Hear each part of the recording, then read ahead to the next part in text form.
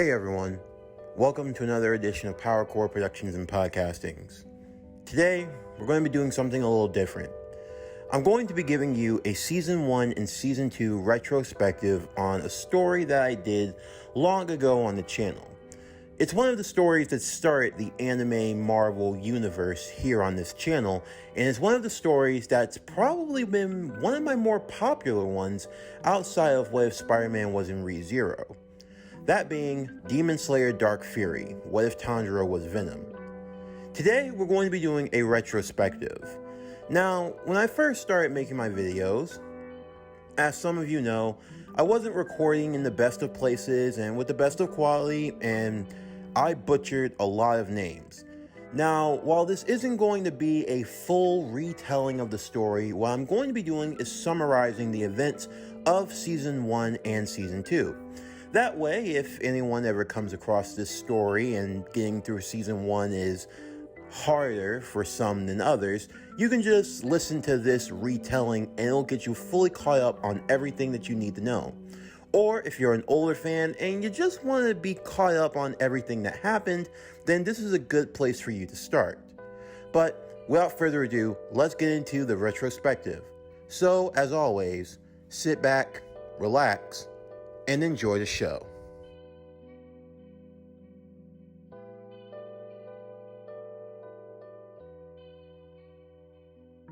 Season 1 of Demon Slayer Dark Fury starts out the same as the original story of Demon Slayer, with Tanjiro and his family living up in the mountains during the winter season. Tanjiro, like before, goes off into the town and market to sell off coal so that the family can have money. He says goodbye to his brothers and sisters as he leaves and makes his trek to perform his job. And just like in the original story, Tanjro is stopped by the kind older man as nightfall starts to come over the village, and he invites him inside to stay over the night. That way he's not outside in the cold, as it is said that demons roam during the night. Now, this is where the change in the original story takes place. A strange asteroid crashes into the mountainside, and outside of it hatches black goop that descends through the cold snow, looking for a host as soon as possible. Because the black goop, or the symbiote as you will come to know, has to traverse through cold weather, which actually does affect symbiotes, it causes it to go into a more weakened state. It just so happens that the first place it comes across is Tanjiro, where he's staying, and the first person he makes contact with is Tanjiro. Because of this, the symbiote bonds with Tanjiro while he sleeps, while the symbiote takes time to recover, so Tanjiro doesn't even know what's happened. It's when Tanjiro leaves the next day and makes his way home, where he discovers the tragic fate that his entire family has been wiped out, and it seems at the hands of a demon. This leads to Tanjiro discovering Nezuko, who has also become a demon, and it leads to his encounter with Giyu, a demon slayer and a member of the Hashira. As before, Giyu tries to kill Nezuko. However, this is where Tanjiro discovers his latent abilities, that being his bonding to the symbiote, which allows him to some degree, overpower Giyu.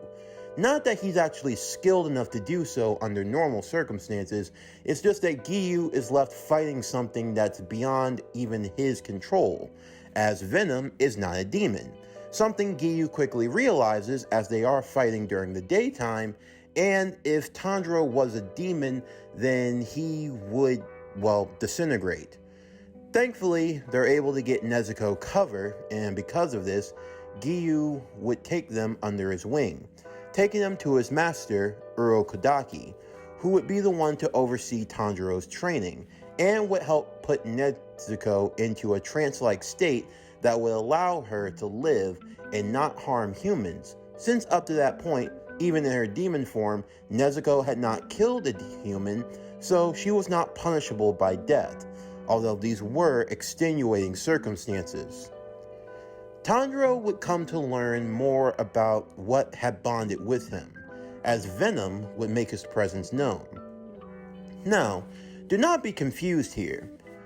Venom is neither a hero nor a villain. Venom is what you could call chaos neutral, something that just came by circumstance. Venom could have easily bonded with a demon and ended up craving human flesh, or he could have bonded with the most righteous of humans and took on its qualities. In the end of the day, Venom needed a host to survive. Tanjro just happened to be who he came across. And in exchange for Venom's services, the power that Tanjro knows he'll need, he will keep watch over Venom, keep him fed, all of that good stuff. Now, this leads into the 2-year training arc, where Urokodaki trains Tanjiro to become a demon slayer, and teaches him the way of the sword and in the way of water breathing. However, Urokodaki makes a rule. He speaks with Venom one night while Tanjiro is asleep. The symbiote and the master would come to an agreement. You see, Urokodaki can sense that Venom is unlike anything that this world has ever seen. Because of that, he fears that if Tanjiro is just reliant on Venom and doesn't learn to hone any skills of his own, if he does get into a tight situation, he's not going to know how to really overcome it because he's too reliant on Venom. That's why they make a rule that until Tanjiro completes his training and becomes a demon slayer, Venom cannot use his power to help Tanjiro. Tanjiro has to succeed or fail on his own merit. And if Tanjiro can succeed on his own, then he can use Venom. Venom can be an amplifier, but he can't be Tanjiro's main source of strength. Venom would agree to the request, mainly because he doesn't want to have a weak host. And as such, he keeps his promise. Over the next 2 years, Venom does not help in Tanjiro's training. So when Tanjiro has to cut through that rock, he's cutting through with his own strength, not with the strength of Venom. This is a way of helping Tanjiro develop the skills he learns in the original timeline on his own, without the assistance of Venom. They're supposed to be able to work as a partnership, not one over-relying on the other all the time. Now, once we get to the end of the training arc and we get to the final selection, Tanjiro still goes on to defeat the demon that had been killing Urokodaki's students, and avenges them. Afterwards, Tanjiro would officially join the Demon Slayer Corps. Now, when it comes to Tanjiro's look, it's actually a little different from the original story. Now, the standard uniform is the same. However, the kimono that Tanjiro is known for wearing in Demon Slayer, instead of it being its green and black square pattern, it's instead completely black with the symbol of a white spider on Tanjiro's back. This is because when Urokodaki was watching Tanjiro train, he likened his movements to that of a spider in the rain. And because of this, he thus makes this kimono specifically for Tanjiro. It's all black with the white spider on the back of the kimono, and it has webbing-like pattern all on the coat, all other parts of the coat.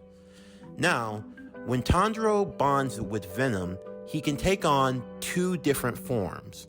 The first form is the standard Oni form. Now, if you're familiar with the black suit Spider-Man, you know how it looks. It's a all-black suit with the white eyes, and that's about it. Well, you could say that Tanjiro takes on a similar form during battle, although since he's already wearing a uniform, the black suit that you would refer to as the Black Spider-Man suit basically forms under the Demon Slayer uniform.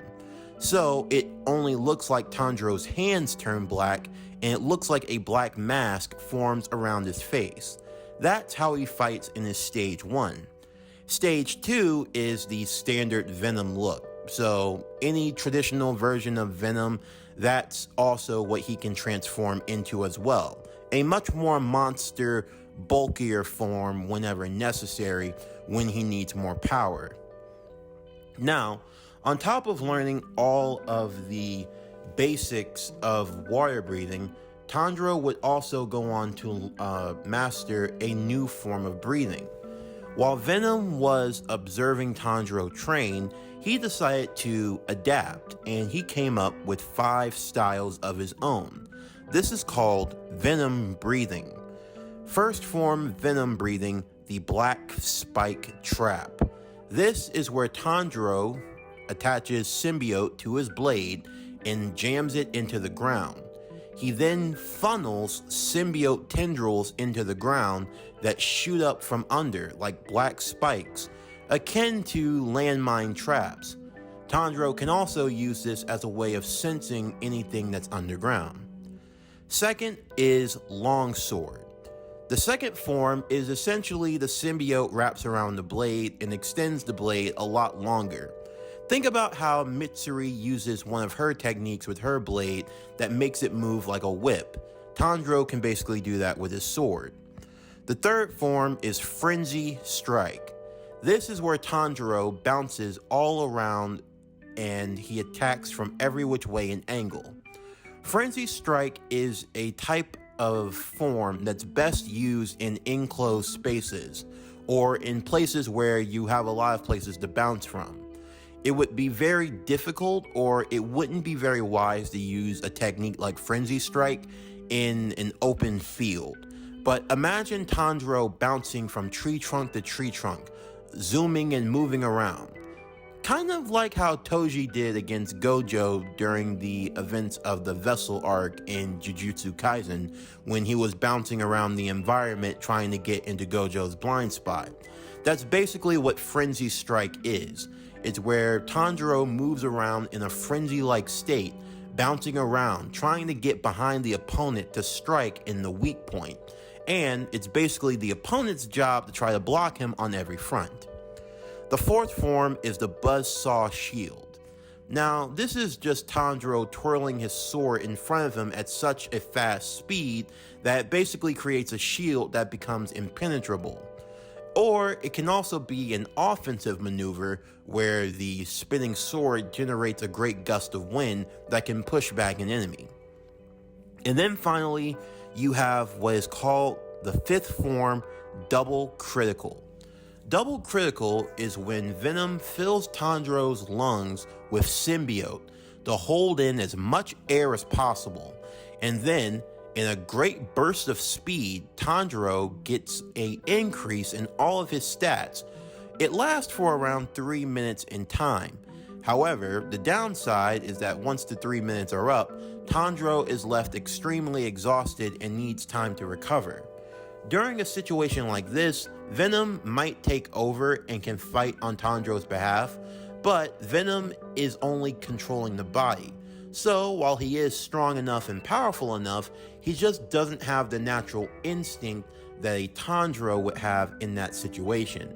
So, think about how the symbiote took over Peter Parker's body in the Spectacular Spider-Man to fight the Sinister Six. Well, Venom can do something similar for Tanjiro, whether it be in battle or in general. Because of that, it leads to a lot of different situations taking place in the story.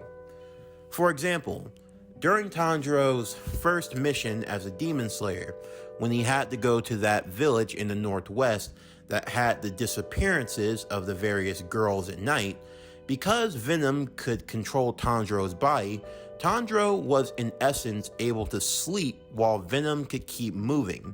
This allows Tanjiro to make it to the village a whole day ahead of schedule.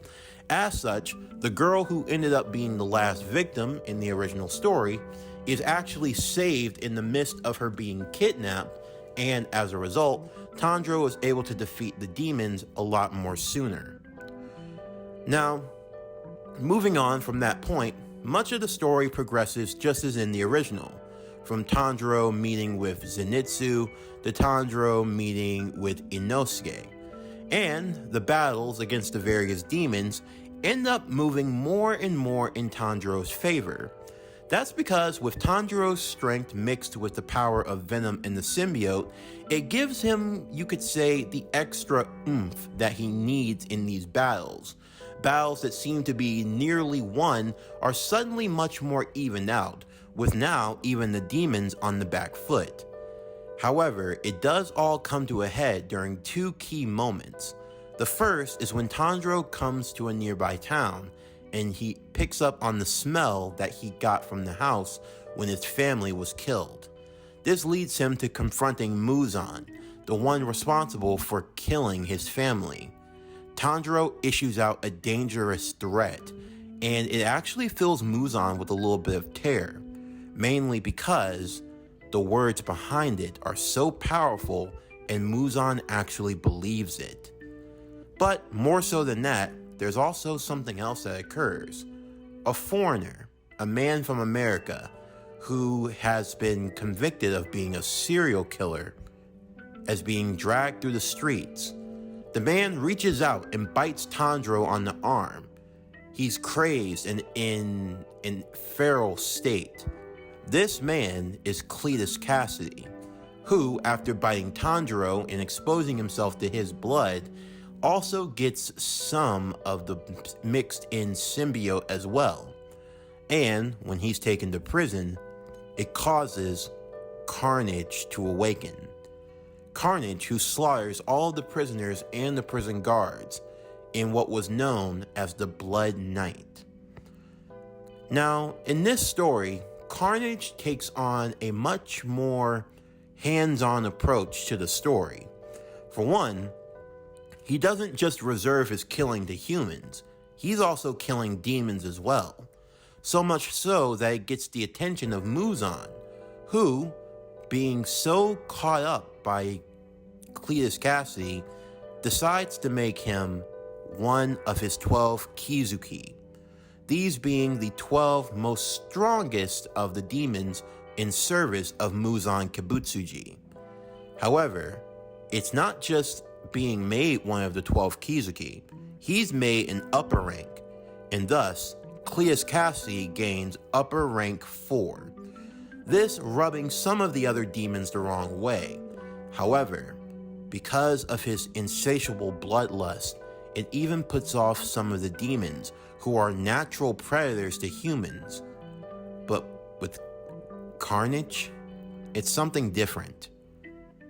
What he does to the human body, it's something that can even give a demon nightmares. In the meantime, Tanjiro would continue on in his journey along with his newly made friends along the way. They come into contact with many of the various enemies from Season 1, including Rui, the lower rank 5 Kizuki, or the Spider Demon. Of course, after this battle, this leads to Tanjiro meeting the Hashira, who are very impressed with Tanjiro and are enamored with his strength, as it's not something that can be taken lightly at all. In fact, the Hashira have a great deal of respect for Tanjiro here, primarily because, unlike before, Tanjiro legit has the power to back it up. Now, this isn't to say that Tanjiro becomes arrogant in any way, believing that his natural found power can just get him out of any situation. However, Tanjiro does recognize that he has the power now to truly defend what he cares about, that being his sister Nezuko. And Tanjiro makes it very clear, while he has respect for the Hashira and is not looking for a fight, if they truly do try to come after his sister, they're all going to get one, and they believe it. Because of that, Tanjiro follows through with Season 1, with it progressing the same way as it does in the original timeline, although now a lot more battles that Tanjiro would have originally struggled with seem to go a lot more in his favor, as his name starts to become known worldwide, at least in the Demon Slayer world. Because of Tanjiro's actions, it leads to a lot more in terms of saving lives, or a lot of situations where lives were lost, more lives are subsequently saved because of Tanjiro and Venom's powers. This leads into the ending of Season 1, and it leads into the events known as the Demon Slayer movie, the Mugen Train.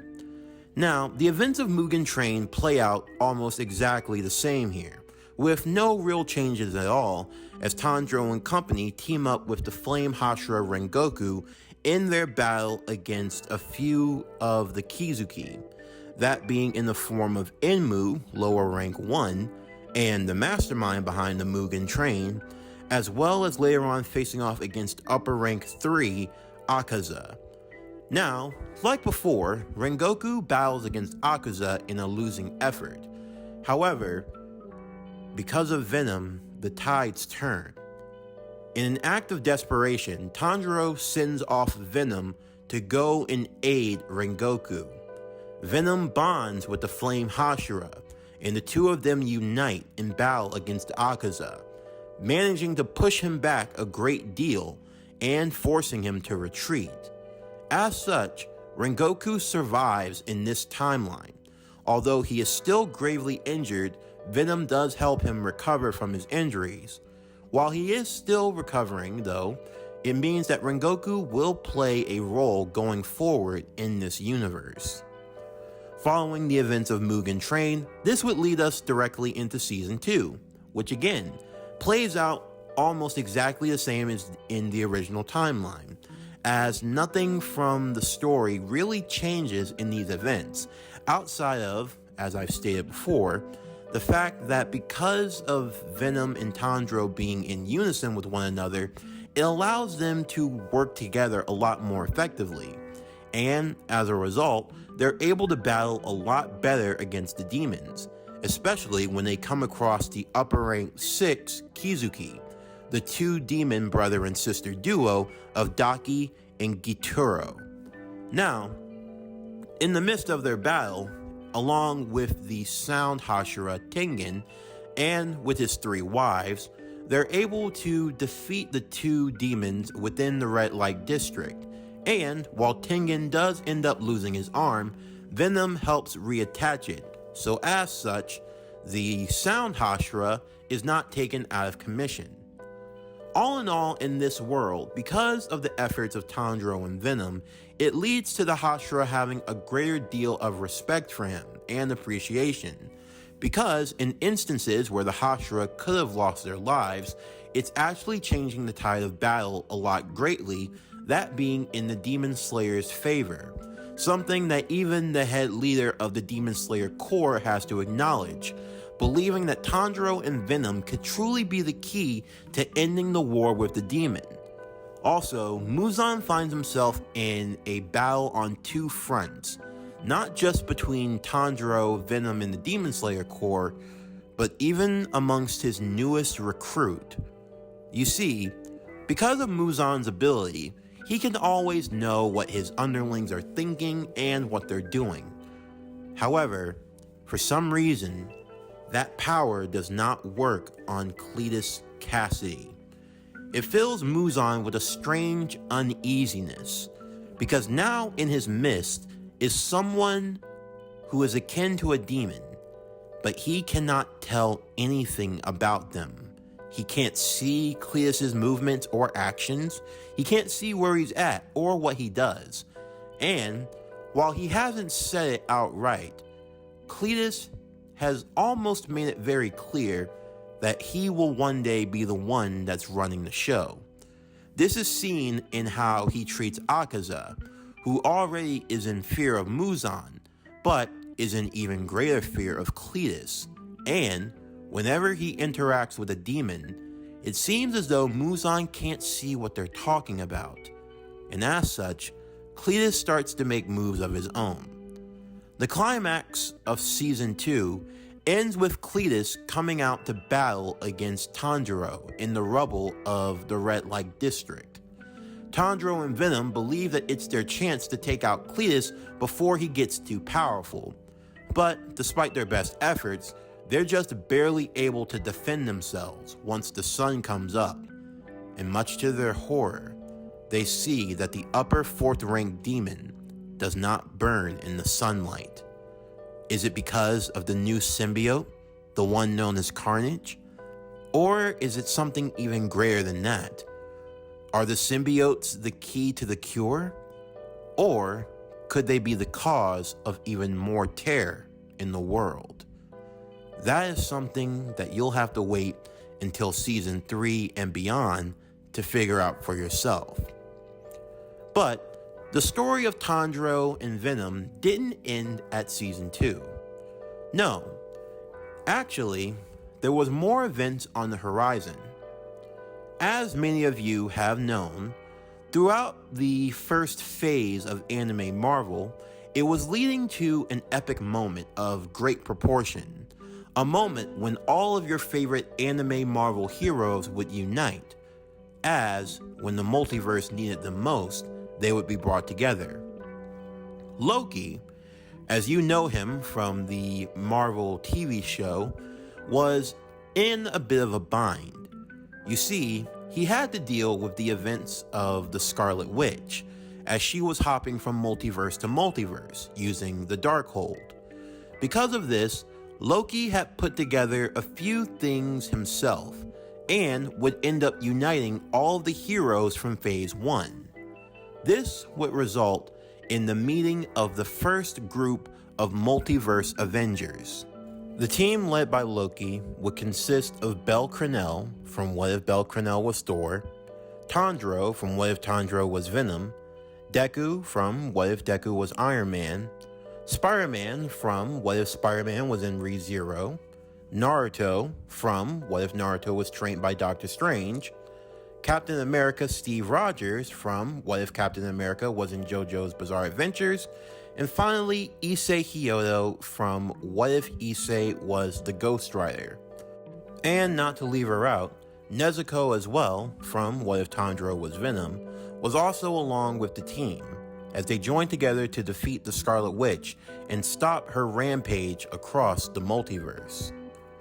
Following the events of the Multiversal Avengers team in the Multiverse of Madness, Tanjiro would once again be returned to his original timeline. As stated by Loki when he joined the team together, he pulled them from their timelines at specific points in time, and just like how the heist for the Infinity Stones played out in the Avengers Endgame movie, he basically returned them all to the exact point in time when he took them in the first place. Because of this did not disturb any of their timelines, as in essence, they pretty much never left them, as long as they returned within the original timeline and didn't die on the mission. And with that pretty much catches up our story for What If Tanjiro Was Venom. Following the first 2 seasons and an epic crossover event, Tanjiro now finds himself back in his own world, facing his own problems and struggles, as he heads off into the next part of his journey. That part being Season 3 of What If Tanjiro Was Venom. That will be coming out in 2024. But stay tuned for that and everything else. Thank you for being a part of the Retrospective. Let me know, what were some of your favorite moments from Phase 1? Anything with Tanjiro in particular?